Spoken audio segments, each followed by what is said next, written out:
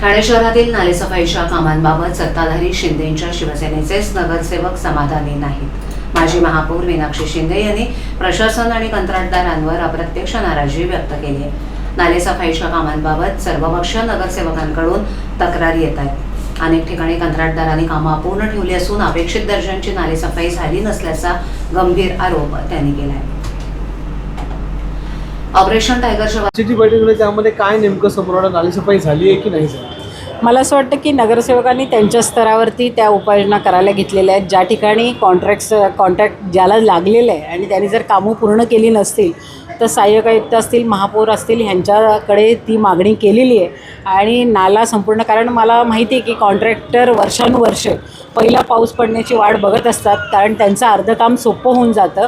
पण बऱ्याच ठिकाणी त्यांनी नालेसफाई केलेली नाही हे दिसून येते आणि सर्व पक्ष याच्यासाठी मला असं वाटतं विरोधातच बोलतील। अल निनोचा इफेक्ट होणार आहे, पाऊस कमी पडला तर